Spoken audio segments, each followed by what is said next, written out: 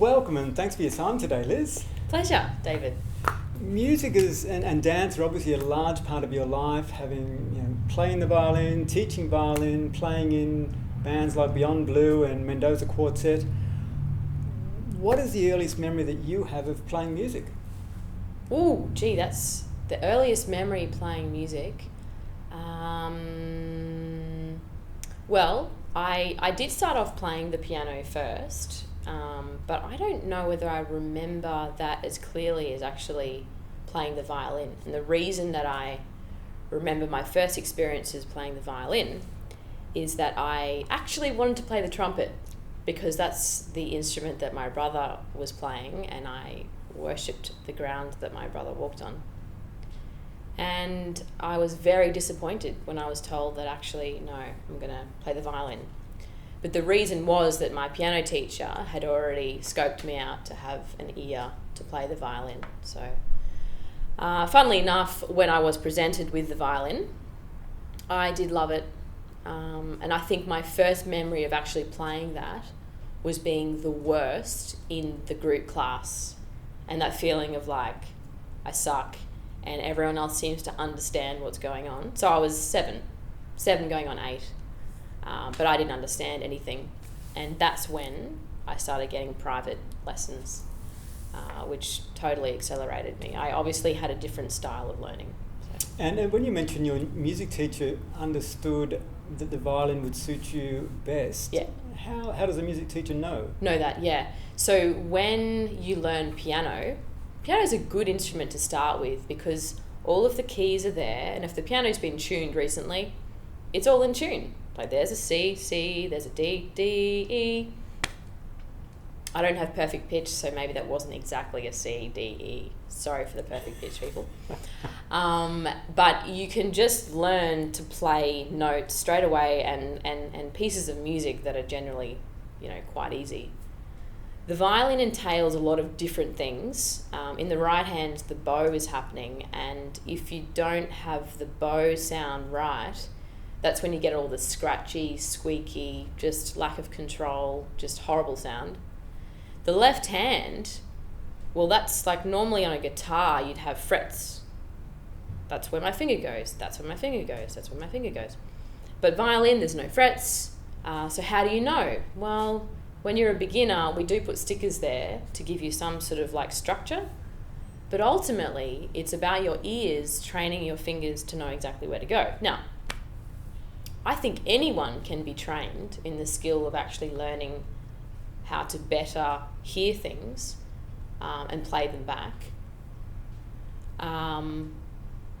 But there are some people that potentially have the skills slightly better. And maybe when I was playing piano and singing songs with my piano teacher, her name was Kay Hartwig. I love her so much. She was amazing.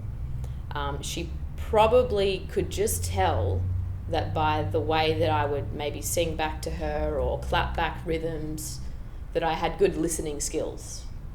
For instance, if she sang do, re, mi, I would sing do, re, mi, as opposed to do, re, mi, which a lot of my students who I do teach do. But that's okay because they can still learn how to do it well. And the same with the rhythm. Ta, dee, ti, ta, and then immediately responding with, I got that. Ta, dee, ti, ta. The violin is just an instrument that requires good listening skills. Some instruments you can get away with just doing this. I'm not saying that piano is any easier or any harder, but yeah, there is something about the violin that is quite difficult. And if you don't have that prior, maybe natural thing, it is a lot harder, but it can be learned. And was there any stage during your musical career where you grabbed a trumpet and gave it a go? Yes. I don't know whether I ever grabbed my brother's. I was probably worried about the gross things. I ended up being really put off by trumpet players and maybe just trumpets in general because they do this spit thing. They're like kind of playing along and they get all this spit stuck in the valves, and so every minute they're going and it's like this spit just kind of goes on the ground. It's not attractive. So I just don't think that I ever really had, after I started the violin, I was like, that's okay. I think growing up, I love listening to the trumpet. Winston is a guy that plays it, and he plays the beautiful concertos. If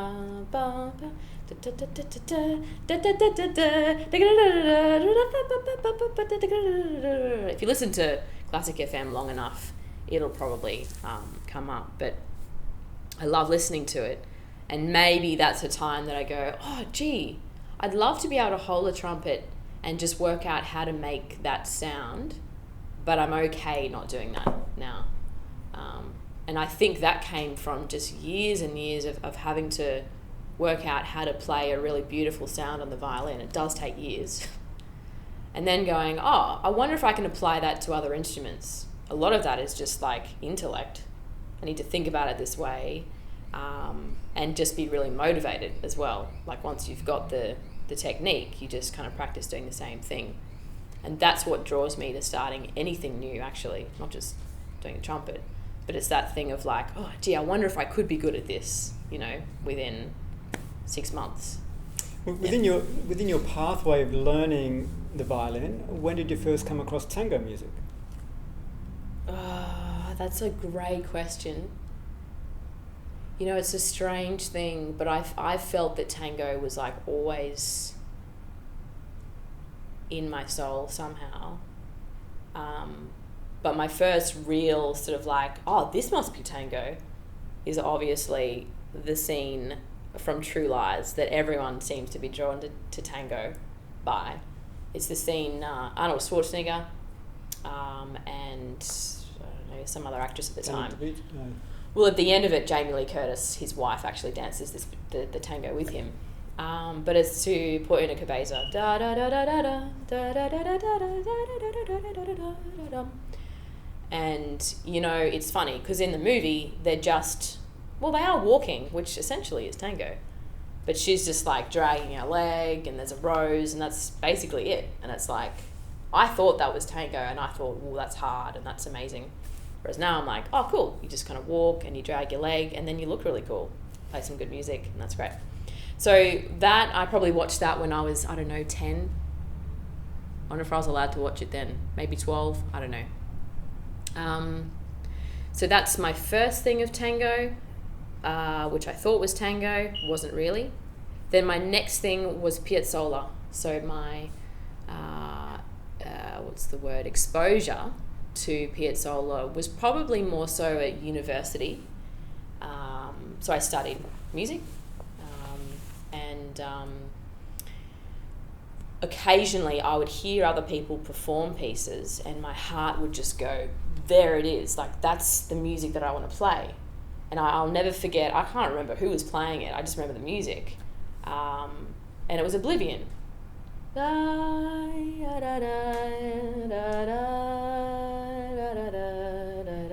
was a cello player was performing it, and with maybe a couple of others in the group, and I loved it straight away. Liebe Tango was another one that classical musicians tend to love playing. So that was what I thought at that point was tango. And then after university, I actually took up ballroom dancing just because I wanted to dance something. And I remember going through all of each week, it was like, we're going to do the jive, then we're going to do the waltz, then we're going to do the cha-cha and the rumba. And I was like, when are we going to get to the tango? And we finally got to the tango, and I was like, yes. There's all this head flicking and all this stuff that really isn't tango at all. And we're, meanwhile, dancing to music that's like MIDI file, just horrid stuff. And sorry for anyone that dances ballroom.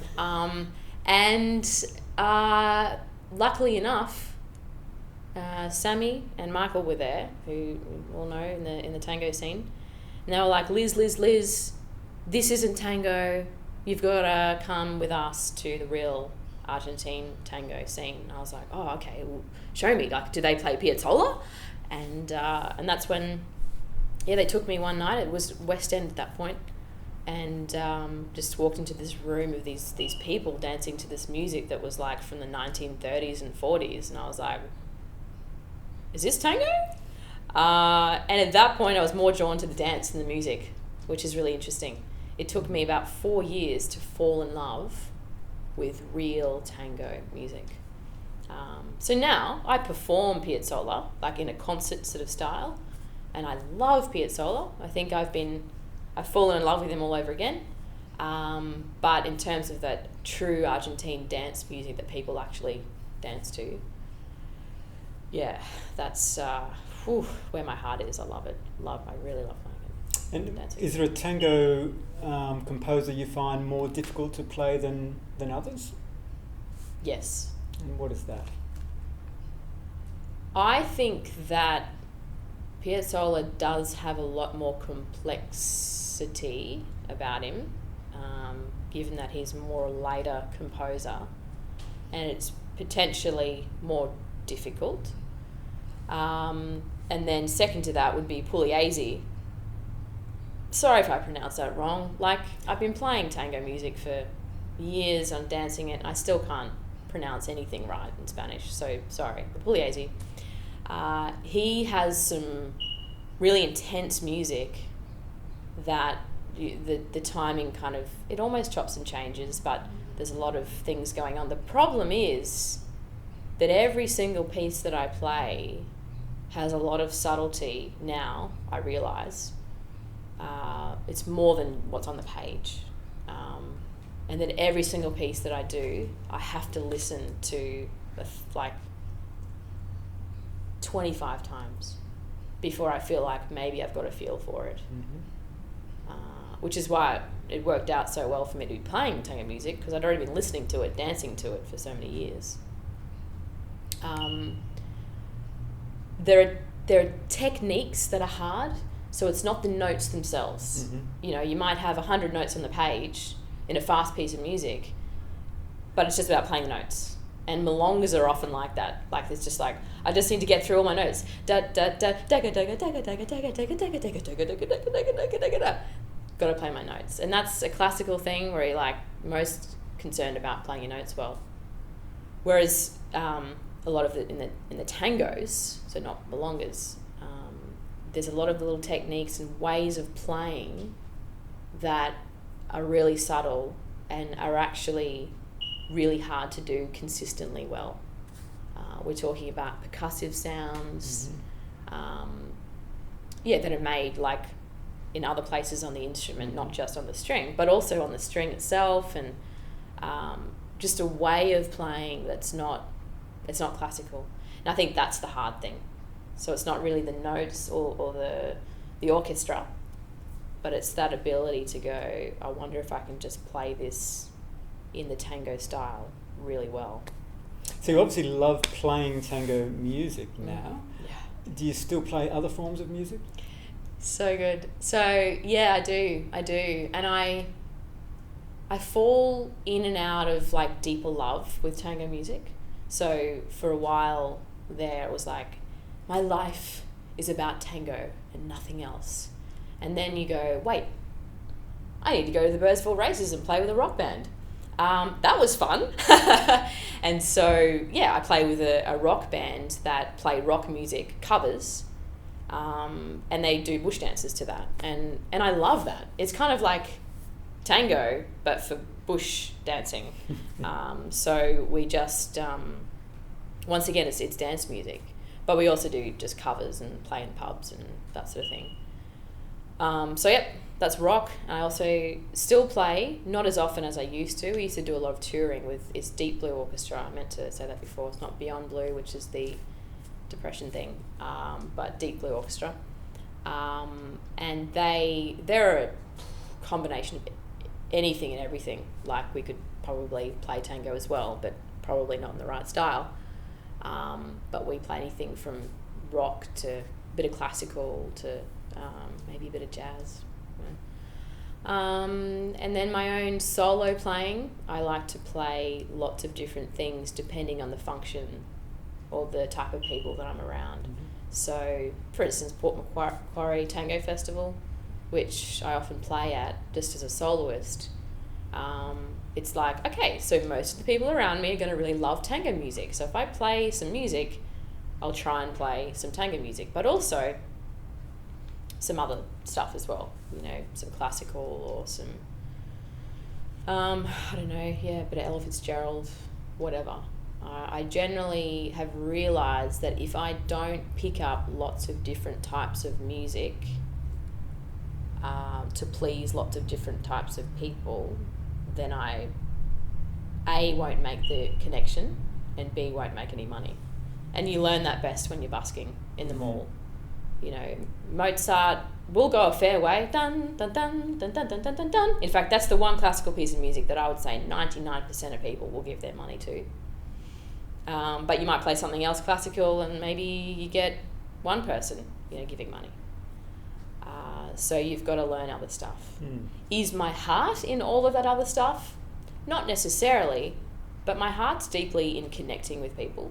So even if I'm playing Pachelbel's canon, which is that quite played a lot, I'm not going to say overplayed, but it's played a lot at weddings. If I need to play that for the 250th time for someone who did actually walk down the aisle to that and it makes them cry, well, that's, for me, that's worth it. Of course I'm going to do that. I'm not going to get stuck in my musician, I don't want to play that because I played it too many times. Like, hey, I play the D major scale like 50,000 times a day with my students. So you've mentioned playing to people. In a milonga situation, from a musician's point of view, what do you think live music adds to a milonga? I've had to ask people that question because in my mind, for so many years, I would have conversations with dancers who were perhaps a little bit disappointed with live music. And so I think when I first started getting up and doing this live tango thing, I was quite scared and felt vulnerable about the whole, is it going to be danceable? Is it going to be danceable? And the fact that people were just shocked, you know, oh my gosh, like, how can you be danceable? Well, it's because we care and we listen to the music. But I'm almost still in that, it's a surprise to me that people are actually still enjoying it. So for me to say, I think it adds this, I'm like, I don't know, does it? I think what people have said is that, so dancers are used to dancing with the CDs, with the, you know, the tracks, the digital, whatever, that are, you know, 100 years old, whatever. And to have something that sounds like that in front of you and real, it's got to be better, surely. And what people have said is that it's like it, but you add your own flavour to it, which is good. I like that idea, but I certainly, I'm still striving to kind of sound like those orchestras, and that's probably going to be a lifelong thing. For me personally, I love it. I love that I've got a purpose on stage. So giving a concert is great, and some people are really happy to sit and just watch an hour or two of music, and good. But maybe because I'm a bit of a maniac kind of physically in terms of a lot of things, seeing people dancing to something that I'm doing musically gives purpose to what I'm doing. Do you think it's really necessary to play exactly like those recordings of? No. So I think originally I would have said it's pretty important because otherwise the dancers will be really upset. But I think there's a few things that make something danceable. And if you tick those boxes, there's other things around that it doesn't matter. And what are those boxes? What are those boxes? Yeah, okay. Ooh, this is when we get on like territory. Very, very simply, something that has a beat that you can hear. It's like Darienzo, dun dun dun dun dun dun. Oh, there it is.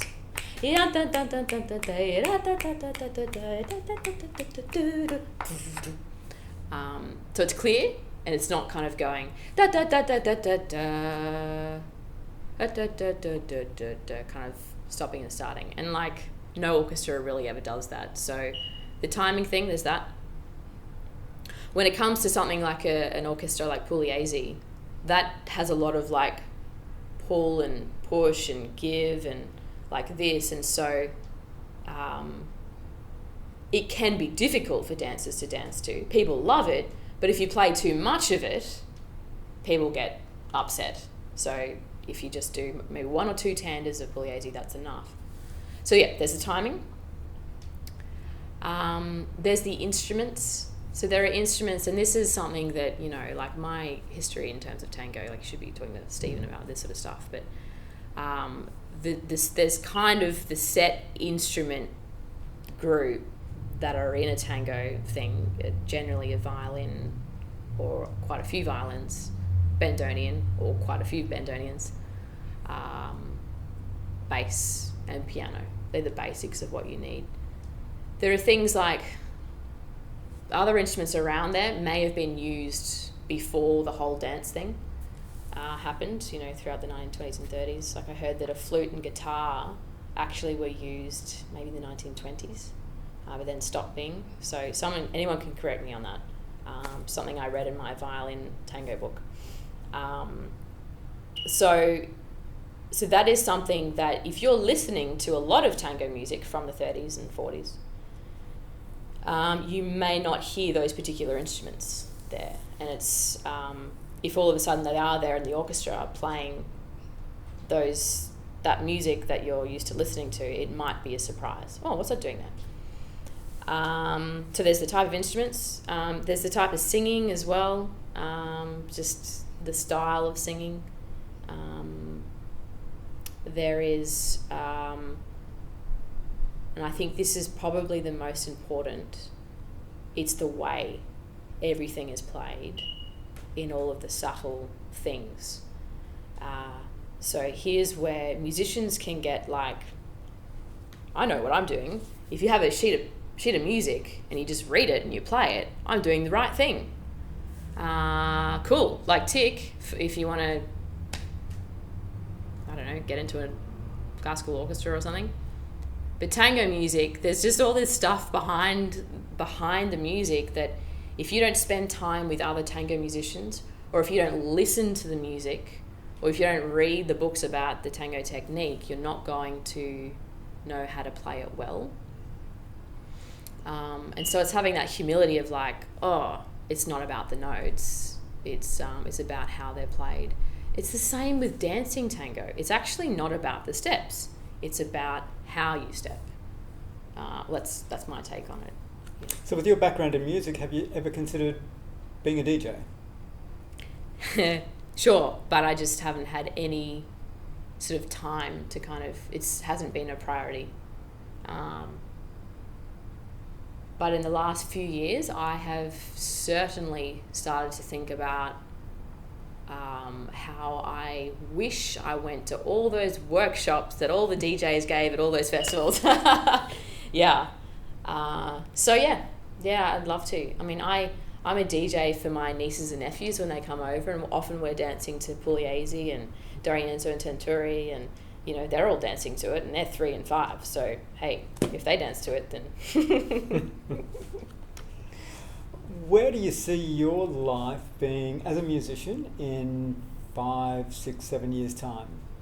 You know, this is the year, like right in the last couple of weeks, where I've been thinking I need to do something more. So I don't know is the answer to that.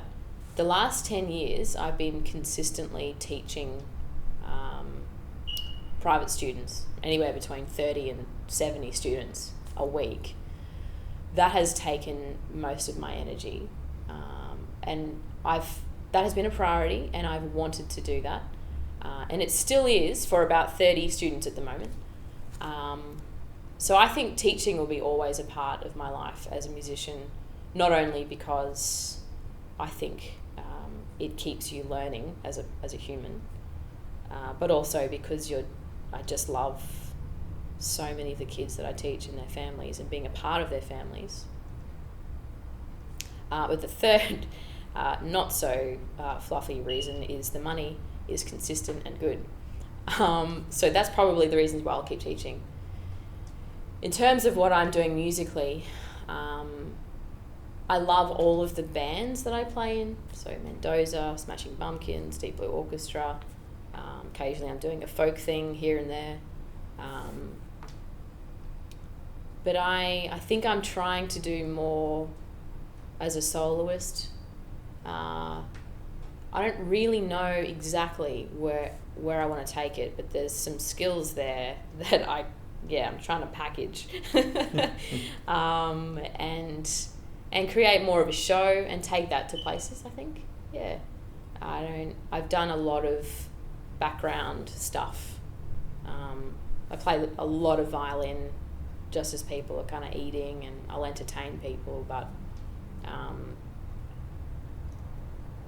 I love people and connecting with people and telling people stories, and I hope to kind of connect to that and playing. And if I could travel around doing that, I'd be pretty happy.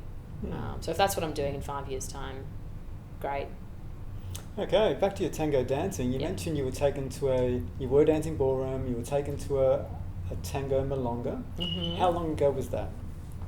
So that would have been 2010. So that's 8 years ago. As a dancer, what fascinates you about tango? As a dancer? Yes, what is it that grabs you? It kind of ties in with the muso thing, but like at school, I always did play the violin, but I also, by the time I got to grade 12, I was allowed to play soccer, to do athletics. So I did sprinting and long jump, and just using my body all the time, doing those things. To get to tango and go, I can combine the music thing with the physical thing, was like a dream. Deep Blue Orchestra is actually that, because I'm playing and I'm moving around. Yep. And I love that. But there's something about the music in tango that, because it's like here, it's like, no one can really describe that. But I love the music and I love movement. So to combine the two is gold. What is one word that would describe the way you dance? Reserved. And why do you think that is? Can I tell the story of my back? Sure. Put that in there. So I started dancing in 2010. It was about April or something. And I did 1 month. And then, long story short, I fractured my back. And it kind of culminated in me just collapsing, and I couldn't walk. So for about 6 months there, I just discovered tango. It was like, yes, the hobby of all time. And then I couldn't do it. I spent 6 months thinking I'll never do it ever again, and I won't do any of the other things I really love doing either. And I was quite sad. And I went into just trying to get it better. After it not getting better, now I have a better mentality of actually things might take several years, and that's okay. But after 6 months, it's like, it's not better. And I'm just really sad. I had a really wise friend tell me that perhaps instead of writing something like Tango completely off until I get better, he said maybe you should face the fact that you may never get better, but you've got a choice. You could be happy or sad about being in pain. And I was like, oh, wow, that's hard. But I think I would rather just be happy. He said, well, maybe you should start thinking about doing the things that you love again. And tango, I was like, tango. And that's when I started dancing again in really tiny amounts. And started seeing Rosemary. She's a physio as well. And she was able to just tell me when to stop. And I gradually built it up from there. So tango became to me far more than just, oh, it's a hobby and I love dancing. But I've come out of being in pain and thinking that I would potentially not ever dance to dancing and to loving it. I got completely obsessed. I was doing it 5 times a week. I remember one week when I did 6 times and I was like, I'm a bad human being. I'll have no friends outside of Tango. But it was a rehab thing for me, and I really loved it. So when I say reserved, it's coming from this background of, well, I came into it very reserved, thinking that I might not ever dance. Now that I am dancing, I want to be careful about it. But also, I have a very conservative background. Was raised as a Christian, and I guess I don't like to be associated with all of the things that sometimes tango is associated with. It's sensualness and, all that. And it's like, I'd rather just be me, and I'm just going to dance, and I'm going to have a great time, and then I move on. And perhaps that's why I say that. In recent years, my back is actually better and I have no pain at all, and it's amazing. So for a lot of years there, when I was dancing, I was still in pain, but I was like, I'm going to choose to be happy. Whereas now I'm like, I am happy and I'm happy. I would say there's a lot more freedom in my dancing. So that's a funny thing, but I'm going to change my word to free. Okay. And how Yes! how does I do like that. religion impact on your dance, other than that being reserved initially? How does it impact? Yeah. I'd rather ask the question, how does tango impact on me being Christian? Okay. Given that me following Jesus is number 1 and everything else is number 2, 3, 4, 5, 6, 7. I think the constant battle as a Christian is going, ooh, there's all these things that are like so much better that look so much better than Jesus. But I'm constantly coming back to, actually, I want to follow him and the truth. So tango, I know at certain points in my life, I've been like, it's like taken over in a way that would take me away from things that I don't want to be taken away from. I haven't danced a lot lately, and sometimes it's good for me to do that, just to kind of go, this is what's important in my life. I think it, like anything, it's just having a good balance of appreciating the really good things in my life that God has given me, and dancing tango is one of them, but it shouldn't be worshipped above him. That's how I feel. Worship the creator, not the creation. So I mean, as I said, when I walked in here, David, before, I was like, at the moment, I am feeling quite grateful. There's always something to complain about, sure. But there are so many good things in my life that I'm really, really grateful for. And I would want to acknowledge the person that gave them to me, as opposed to just get really invested in the thing itself. So going back to when you first started dancing tango, do you recall what that was like, or what you were like as a dancer? Reserved. So what was it like when you first started dancing? What did you feel? Well, the feeling potentially started at ballroom dancing, because I was like, I'm moving and I'm with someone else and I'm having lots of fun. That was one thing. But then tango was this deeper thing. It was like, how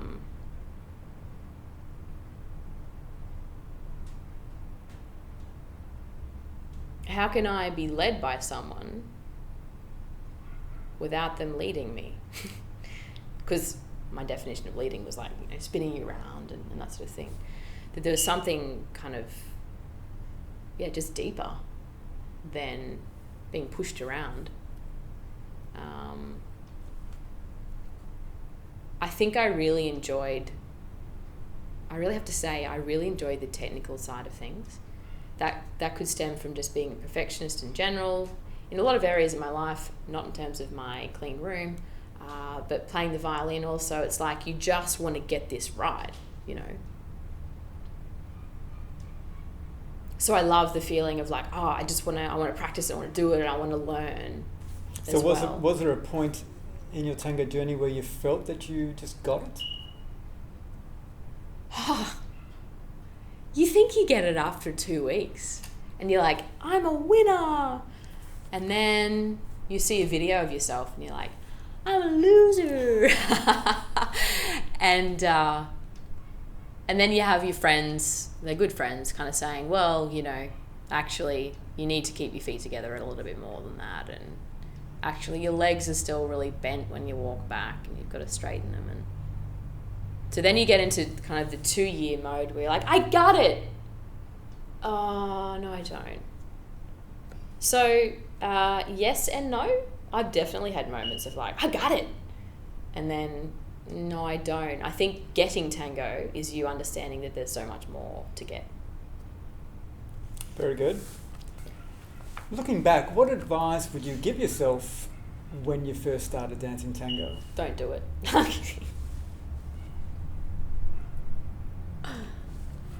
When I first started dancing tango, what advice?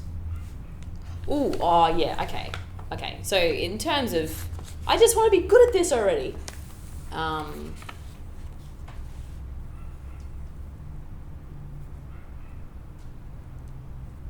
You know, it's healthy to think about being good at things in terms of years and years instead of minutes and hours. And as a 25-year-old,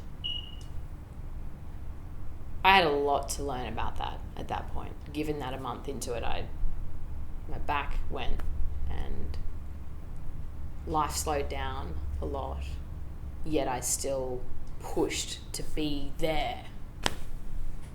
And now all I teach all my students is to get there, you need to do this and this and this and this and this and this and this and this and this and this and this, and spend all of this time on this and this and this and this and this and this and this and this, so that you don't need to be frustrated about not being there, because you're actually just here. You're in this stage 1. Now you're in stage 2. Or you're worried about stage 7? Well, you're in stage 2, and that's fine. It's okay to be in that stage and see that, I'm actually at stage 2 now, not stage 1. You know, like, the things actually take a lot more time than you think. And that 6 months is a short time. 2 years now. It's so short. You know, if I had to say goodbye to someone, and I was like, I won't see you for 2 years, I'd be like, that's gonna, you know. You've got time, and you've got time to do things slowly and really well. Just one thing. Just one. Don't try and do it all at once. Yeah. Very good. With your back injury, was that tango related? Yeah. So tango caused the fracture? Yeah. I'd say tip of the iceberg.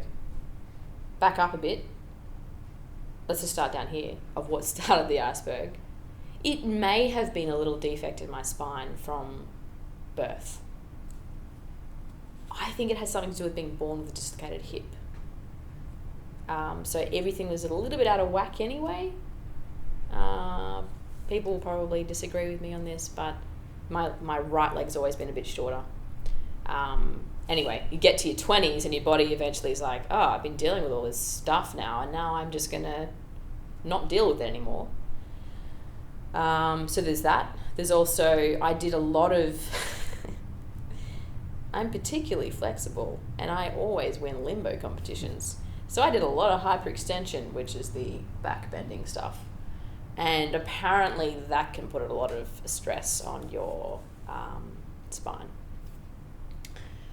In particular for me, it was like you got your vertebrae and you got those 2 bits that kind of come out. They're called your spars, the pars reticularis. And it was just that bit. So it wasn't the actual vertebrae. Anyway, so that would have contributed to it, maybe a bit of stress there. Then, beginning of 2010, I think that's when I bought my new Redgets that was manual, and I had been driving an auto. So starting to use this left leg, which is where all the problems started going. Mm-hmm. Then I started doing ballroom, and I was doing it 3 times a week, too much all at once. Then I started doing tango, add that on to the ballroom, too much all at once. I also played with Deep Blue, and we did a lot of traveling, a lot of crazy stuff. I used to wear heels on stage for 2 hours, playing the violin, doing a lot of choreography. And I had done a lot of shows at the World Expo leading up to the point that I collapsed and couldn't walk. So then I ran up the Great Wall, and I just had a mentality of like, oh, I've got a little bit of stiffness in my spine, especially after the nights that I was dancing. But I'll be right. And eventually my body was like... So, tip of the iceberg. How do you continue to grow as a dancer now? Not at all, because I haven't been around. When you are dancing consistently, do you practice? No, I used to practice often, but at the moment I haven't actually had it in my radar, except for yesterday. You know what? I was standing there during, it was church, and I was singing some hymns, and I had bare feet. I'd taken my shoes off, and I just start doing those like foot raises. You know, you just kind of like standing on your tippy toes and slowly back down again. I'm like, yeah, I need to. That's right. Renee said I need to kind of make sure that I'm working on my strength of my feet. So tango is always going to kind of appear in various forms, but I haven't gone, I'm going to set aside an hour a day to practice.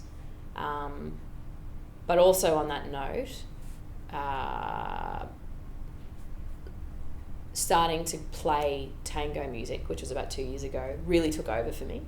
So it became like, this is the thing that I do. I'm going to strive to play tango violin really well, and dancing tango is actually going to be like here now. And that's what's been happening recently. Playing tango music has absolutely helped my dancing. A reappreciation of just the music and even listening. I think I've started to listen even more as a dancer. Yeah. So I have been growing, but in a not a way that I've been like, I'm practicing all the time. Yeah. What's the one thing that has given you the biggest buzz in tango so far? Does this entail as a musician and a dancer? Either. You know, I'd have to say that the New Zealand Tango Festival, the first one that I went to, which would have been, 2012, something like that. 13 or 14, can't remember. Was like, boom! In terms of there's other people outside of Brisbane that I can dance with. And this tango thing is big, and it's really fun, and yes, I want to dance till 2 a.m.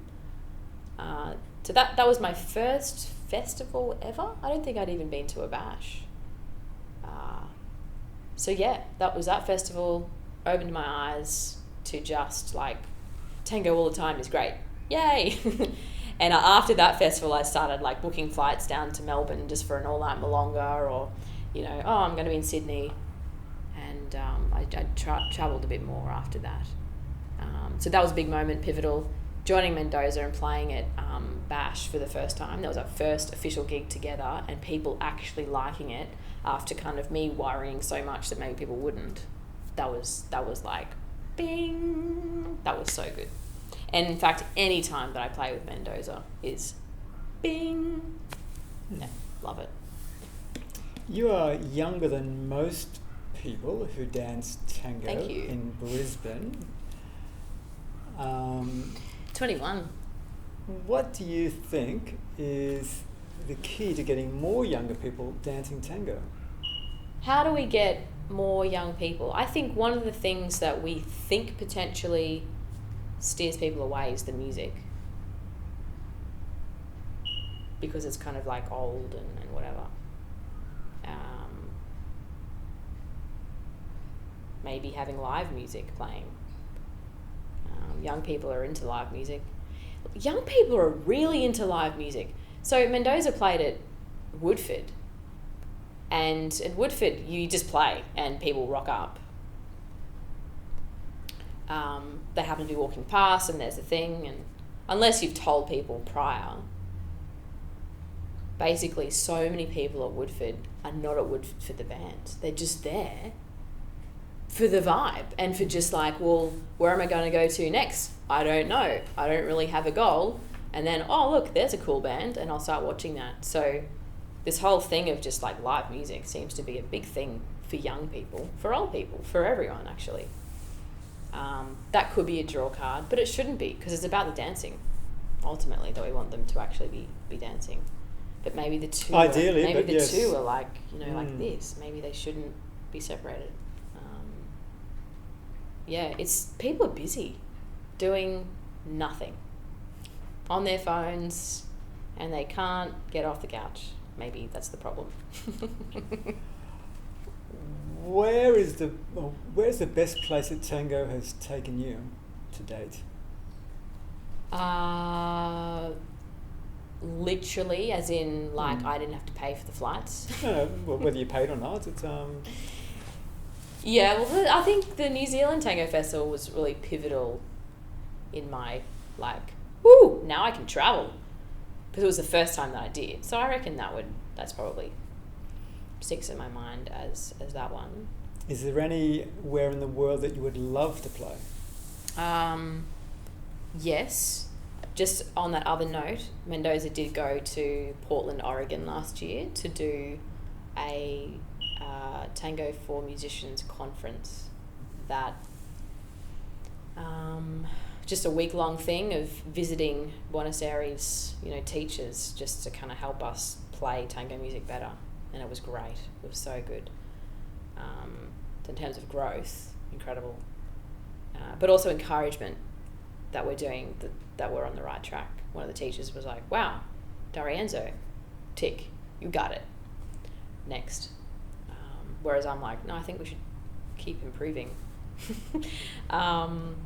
The place that I would love to go to play tango, well, I mean, there's the cliched Buenos Aires. I still haven't been to Buenos Aires. I'd just like to go there to dance 12 hours a day and play violin for the other 12 hours and never sleep for 6 months and see how I go.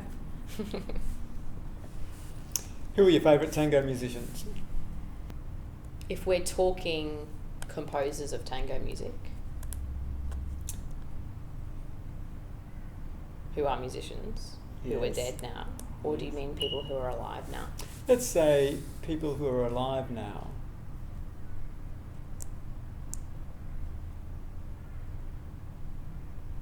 There's a couple of bands that embarrassingly I don't know the names of that I think play tango really well.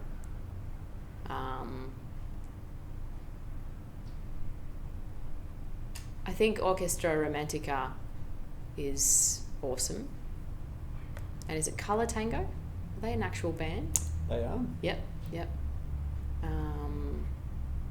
So I go to orchestras that just have a really good sound that obviously are new, but still have that. In fact, on the way over here, I was listening to Color Tango's Pugliese version of Evaristo Cara blah blah blah, the one that goes da da da da da da da da, that at the beginning of it, and it's just like amazing.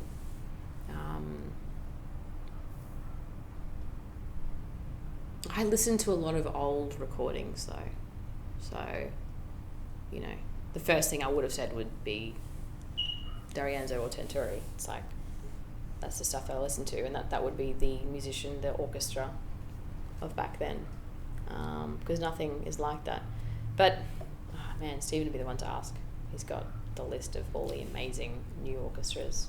And every time we're on tour as Mendoza, that's what we're listening to. I'm like, that sounds great. I don't know what this band's called, but it's great. I love the violin player.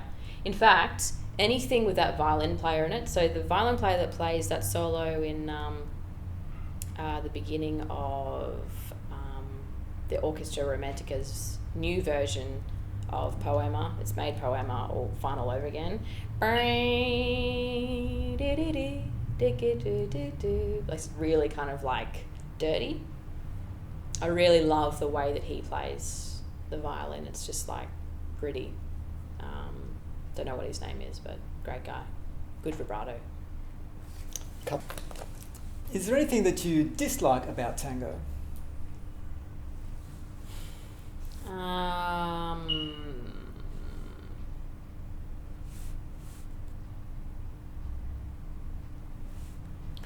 When I first started dancing tango, my teachers, I remember, were quite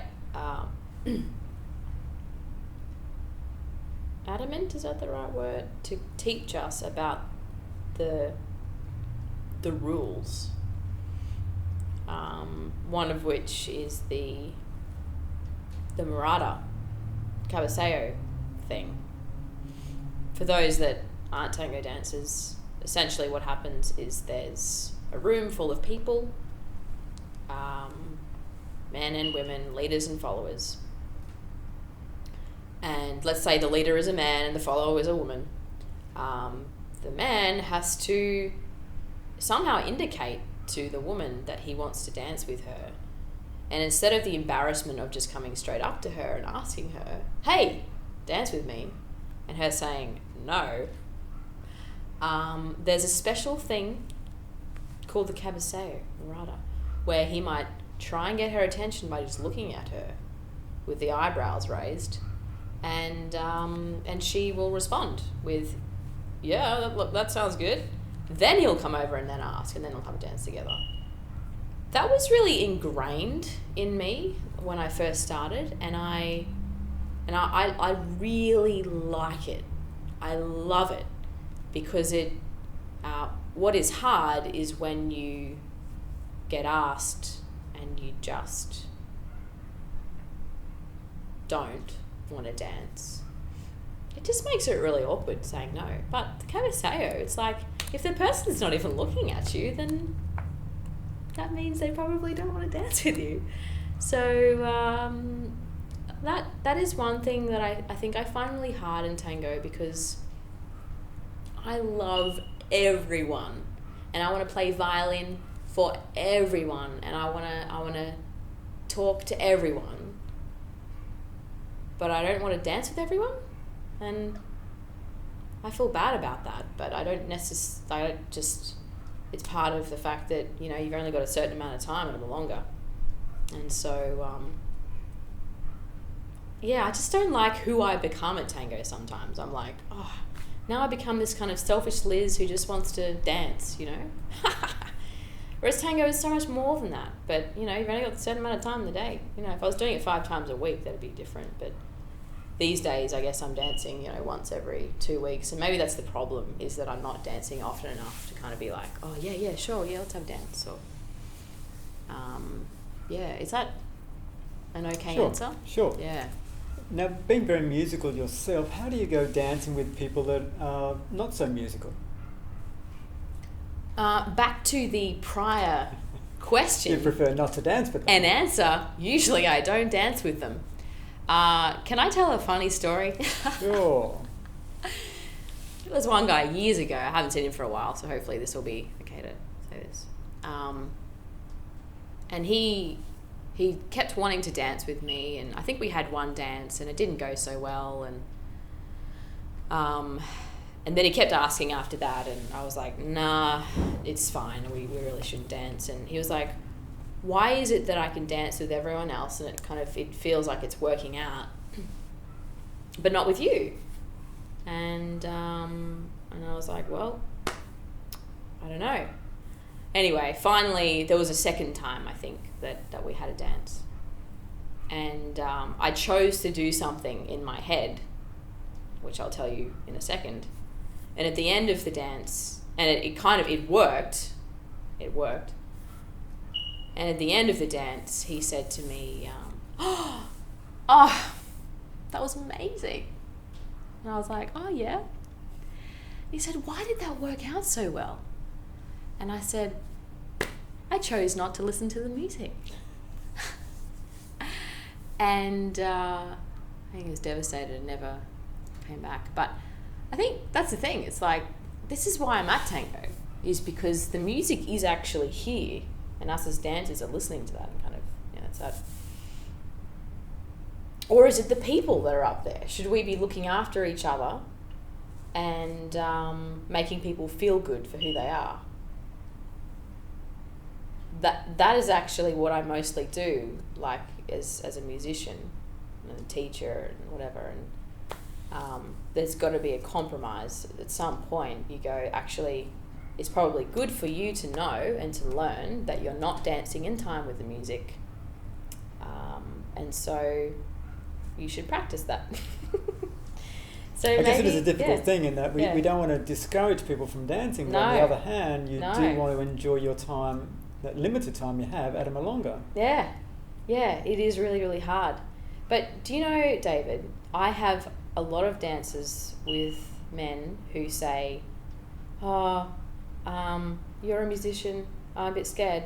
And they're all amazing. They're all so good. Remember one guy, I won't mention his name, but he was a beginner, years ago. And he was always, every step was always in time. And I'm talking just walking, and that's great. I would prefer to walk in time than to do 1,000 steps that aren't. In saying that, I love lots of steps. So if it can be lots of steps and in time, that'd be great. But the fact is that I would say the majority of guys, leaders, are trying really hard. And to be honest, I'm not trying very hard as a follower at the moment to be the best that I can. So I can't blame anyone. But gets awkward. Do you generally find tango to be therapeutic for you, considering all that goes on?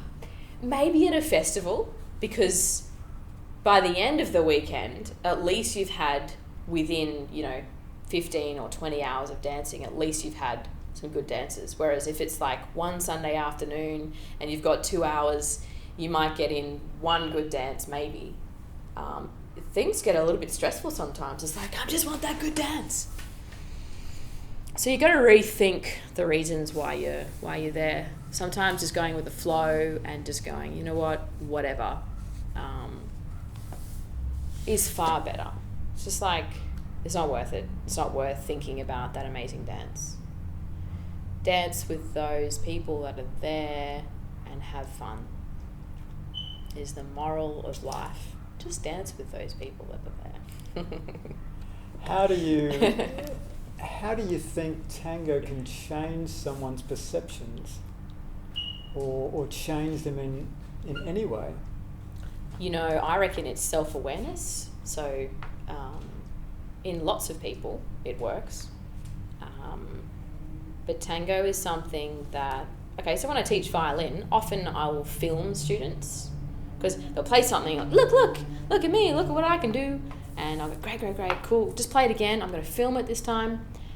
And and then they watch themselves and they listen to themselves and they're like, that is the worst thing ever. And I think, tick, good. That is actually almost all we need for this lesson, is for you to realise that you're actually not any good. So, you're great, like, here's all the good things. But here are all the things that we can work on. Now, me sitting here and telling you that probably wouldn't get through. But you realising it in yourself, that there are the things that I need to work on, is the best gift of all. So I think that tango is definitely that, because it's so, it's intimate, but it's you're using your body, and there are so many things going on that it can be quite like, it really helps with your self-awareness. Too much, potentially, if you're on the side of like, I'm always wrong. You've got to keep remembering the good things too. It's really helpful in tango to have people say, this is looking really good with your dancing, but you could be doing this too. Otherwise we don't grow, do we? Yep. Yeah.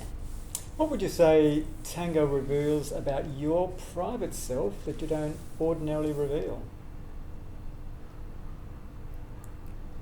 That I don't ordinarily reveal. What does Tango reveal about myself that I don't ordinarily reveal? You know, I wouldn't normally be doing heroes around someone in the street. Flicking my legs up in the air. I still feel like that when I dance tango, I'm kind of still almost performing in a way for myself and for people watching, and it's like I just don't want to lose myself too much here. Is it a protective thing for you? Maybe. Is it you not wanting to let your guard down?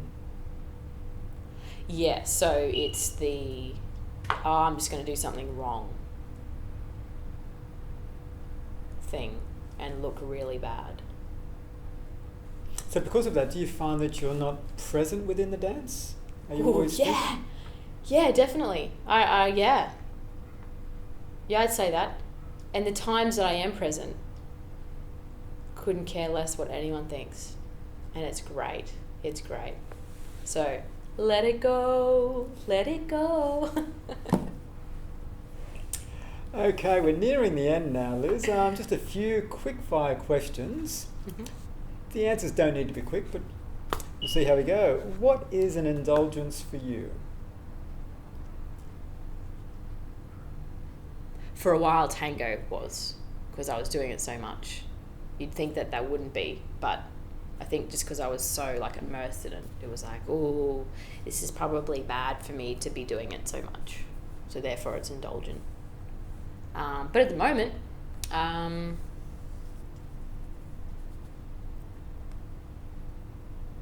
is indulgent like, you know, ooh, chocolate. Well, it could be anything from chocolate to buying a special thing or spending your time doing something. Yeah.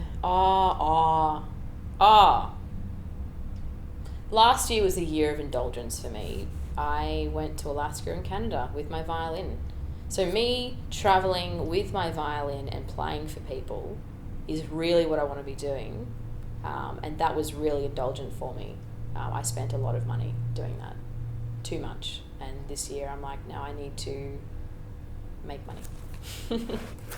Who is your favourite tango composer?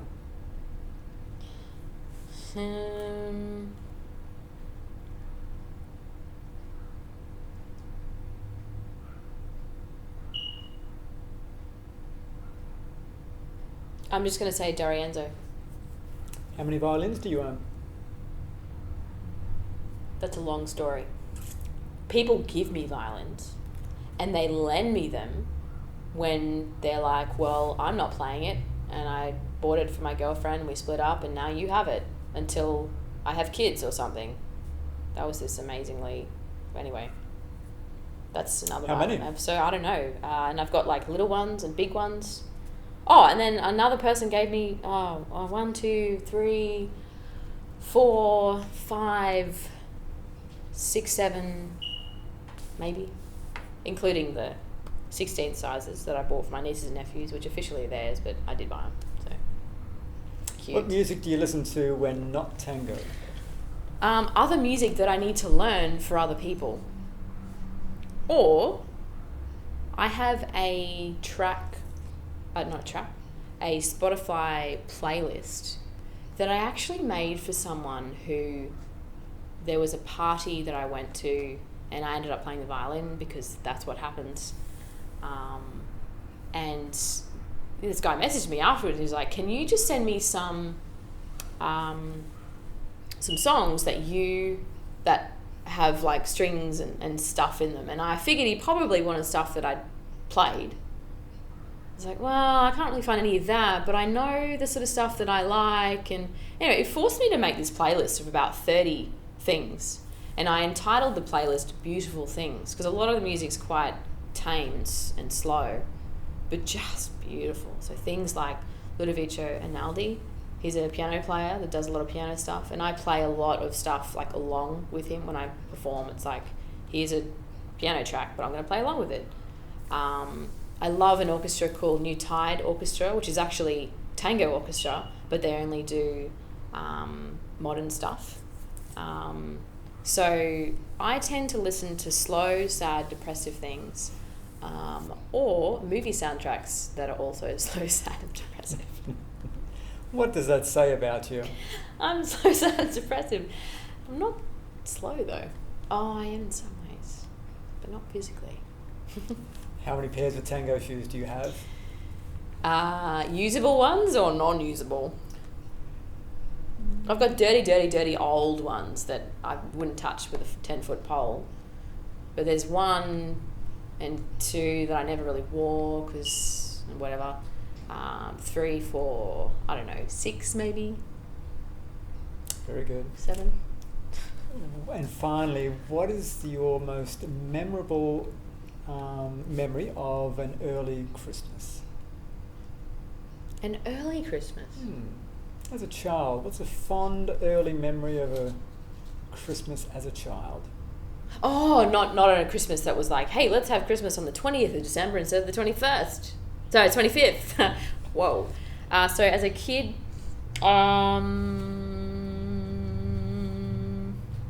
you know what? I reckon the earliest memory is actually being given a half-size violin for Christmas.